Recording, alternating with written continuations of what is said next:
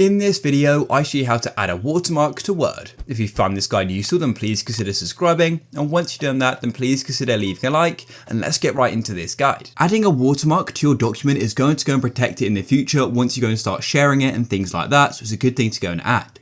Now there are different types of watermarks you can go and add. It could be text, it could be an image, and there's a few other variables as well, and I'll also show you how you can add custom watermarks as well.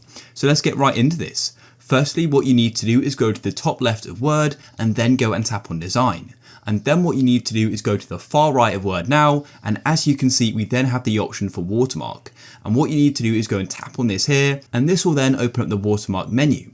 And as you can see, there's a few default ones we can use. We've got confidential and disclaimers and urgent. So for example, I could go and tap on this confidential one here, and that's it, and then goes and adds it. However, you may want to go and add a custom one. So let's click on watermark again and come right to the bottom. And then what you can do is go and tap on custom watermark. So firstly, we've got two different options. You've got a picture watermark and text watermark. So in this case, I want to go and add a picture watermark. So I'll click there.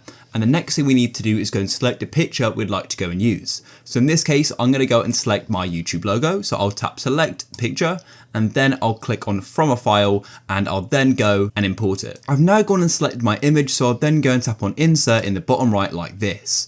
And now we've actually got to go and choose two settings. Firstly, you can go and choose the scale. I personally leave that on automatic. And then one of the most important ones is if you want it to be washed out or not. You can always go and change this setting later on. I like it to be washed out. It just makes it a little bit more faint, so it still allows you to go and read the text which is in front of the image. So I'm then going to go and tap OK, and just like that, we've now gone and added a watermark, and I think that looks really good. It looks perfect actually, and that's it guys. And if you want to go and change the size of this, all you need to do is go and double click in the header or the footer like this, and then as you can see, I can click on it. I can then go and change the size like that. Then you can go and click on close header and footer as well. And if you want to make any edits, then go to the top left again and tap on design, then tap on watermark, and you can go and tap on remove watermark if you like. And to make changes, you can press on custom watermark and make it unwashed out if you'd like. And you can go remove the washed out setting like that. That's it guys. If you found this useful, please consider leaving a like. Peace.